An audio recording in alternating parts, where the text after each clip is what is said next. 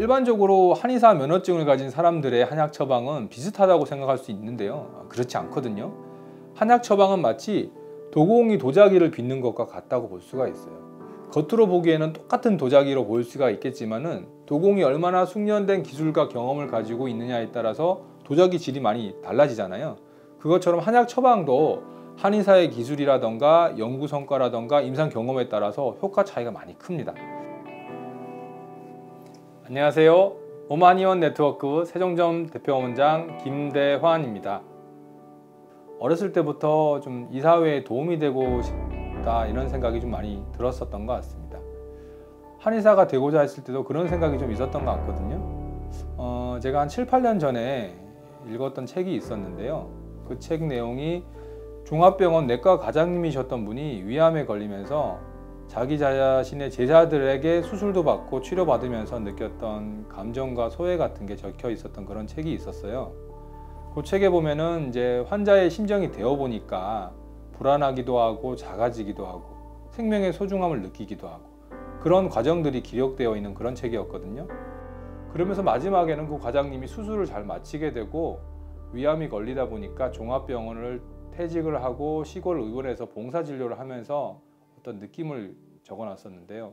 그게 태어났을 때는 의사로 태어나지 못했지만은 죽을 때는 의사로 죽고 싶다는 선배 의사들의 말이 무엇인지 이제 좀 알겠다.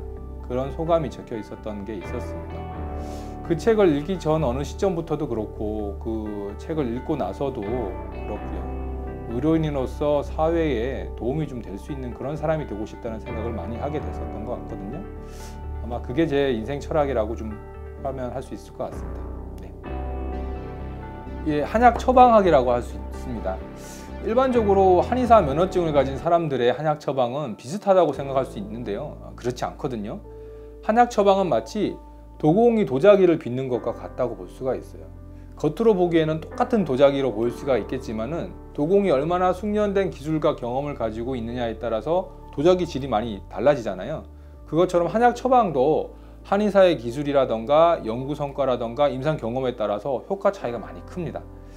예전에 과거 저는 그 한의대를 졸업을 하고 보건소에 근무하던 초보 한의사 시절에 원인을 알 수 없는 만성질환으로 정상적인 생활을 할 수가 없었던 경험이 있었거든요. 처음에는 제가 스스로 저를 치료를 해보려고 시도를 했는데 치료가 잘 되지가 않았었고요. 평소에 친분이 있었던 선배분들께도 치료를 부탁을 했지만은 치료에 실패를 하였습니다. 아무래도 그러다 보니까 두려운 마음에 양방종합병원에서 혈액검사, 방사선 검사, 종합검진을 모두 시행을 했는데 특별하게 이상소견을 발견할 수가 없어서 고생을 많이 했었거든요. 그 시점에 대학원 같은 교실 선배님 분들 중에 한약 처방의 달인으로 알려진 선배분이 계셔서 그분께 연이 닿아가지고 치료를 의뢰를 드리게 되었거든요. 그래서 한약 복용 치료를 시작을 하게 되었는데요. 3개월 동안 복용 시점까지는 거의 차도가 없었습니다. 그래도 신뢰를 가지고 계속 복용을 하였는데 3개월쯤 됐을 때부터 갑자기 기침이 생기기 시작하더라고요. 그러면서 가래를 엄청나게 뱉기 시작하더니 이틀 동안 가래 기침으로 두루마리 휴지를 2개 이상 사용하게 되기도 했을 정도로 가래가 막 나오기 시작을 하더라고요. 그러면서 오랫동안 지속되었던 질환들이 조금씩 좋아지더니 거의 다 나은 단계까지 가게 되었어요. 그리고 나서는 한 달 이상을 추가로 한약 복용을 하면서 운동도 하고 역타 건강관리 식이요법을 하면서 몸이 건강이 거의 원래 상태로 회복이 되는 경험을 했었습니다. 그 뒤로 아무래도 이제 그렇게 좋아지다 보니까 더욱더 한약 처방학의 공부에 매진을 하게 되고 평범한 한약 처방이 아닌 사람을 구할 수 있는 그런 처방을 구사하기 위해서 지금도 노력하고 있는 그런 상태라고 보시면 됩니다. 네.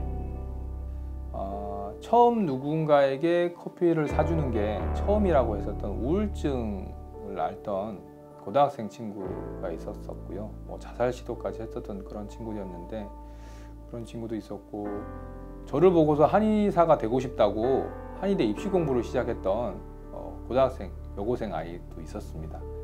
그리고 이제 서투른 손글씨로 손편지를 써가지고 감사하다고 편지를 전해줬던 유치원생 아이도 있었던 것 같고요. 최근에 내원했던 진료받던 아이인데 그 친구가 예전에는 천식으로 오랫동안 고생을 했었던 친구였거든요. 이제 기관지 천식하고 비염도 좀 심하고요. 기관지 확장제를 사용하다 보니까 밤새 기침하고 코 막히면서 잠을 이룰 수가 없었던 아이였어요. 부모님께서는 이제 이 아이를 치료하려고 지방 대학병원에다가 서울에 있는 병원에다가 몇 년간 여기저기 치료를 다녔었는데 병이 낫지가 않고 고생을 많이 했었죠. 이제 저도 천식하고 비염 진료를 많이 봤었는데 그런 아이들 중에서도 그 정도로 심한 아이는 흔치는 않았었던 것 같거든요. 처음 진료보러 내원했었던 날 정말 아이 얼굴이 정말 창백해가지고 얼음처럼 창백했던 그런 기억이 좀 나네요. 치료 초기에는 비염 천식뿐만 아니라 이게 기관지염이라다가 폐렴에다가 열감기까지 자주 동반되다 보니까 치료가 상당히 좀 쉽지가 않았었거든요. 그래도 그동안에 항생제를 워낙 복용을 많이 한 상태라서 어머니께서는 고생을 좀 하더라도 항생제 복용 없이 치료를 하고 싶다는 그런 생각을 보여주셔서 저도 최대한 항생제 복용을 좀 피하고 한방 단독 치료를 좀 진행을 좀 했었습니다. 그래서 뭐 초기에 기관지염, 폐렴, 천식 발작 고비를 몇 번 정도 넘어가면서부터 치료를 진행을 했었는데요. 한 3개월 정도 치료하면서부터는 조금씩 좋아지기가 시작하더니 한 6개월 정도 지나면서는 기관지 확장제 없이도 일상생활이 좀 가능하게 되고 뭐 잠도 좀 수면 지장이 크게 없어지면서 잠도 좀 잘 자게 되고요. 기침이나 호흡 장애도 없이 개선도가 나타났었던 그런 적이 있었거든요. 이제 그 치료를 하고 나서 몇 년이 지나서 이제 최근에 내원을 했었는데요. 이제 잘 자고 잘 먹고 하다 보니까 키도 좀 많이 쑥 크고 살도 붓고 그러다 보니까 어머니께서 감사하다는 인사를 전해주시고 한 게 얼마 전입니다. 제가 이런 일을 하면서 좋은 일을 그래도 할 수 있다는 게 좀 감사할 마음이 많이 드는 게 되는 것 같고 이런 분들한테 제가 감사하다는 인사를 받을 만한 사람인지 부끄러운 마음이 들고 아직도 부족하다는 마음이 좀 많이 들고 그렇습니다. 한참 전에 한 10년, 15년 전에 꿈을 꾼 적이 있었는데요. 그때 이제 가을 정도 날씨였던 것 같은데 노인이 된 제가 병원 진료실에서 진료를 마치고 오후 느지막하게 나와서 해가 저무는데 노을을 바라보는 그런 꿈이었어요. 그 꿈을 꾸면서 나이 들어서도 늙어서도 제가 하는 일에 소신과 보람을 느끼면서 삶에 최선을 다하고 싶은 그런 마음이 드는 그런 꿈이었거든요. 현 시대에는 의료계가 이제 시대적인 흐름도 있고 의료법적인 부분도 있고 해서 소신 있는 진료가 이루어지기가 좀 어려운 시대적인 상황에 놓여 있는 것 같은데요. 10년 후에는 제가 계속 이런 소신껏 올바른 진료를 해나가면서 올바른 진료를 하는 어떤 중심에 섰으면 하는 그런 바람이 좀 있습니다. 너무 거창한가요?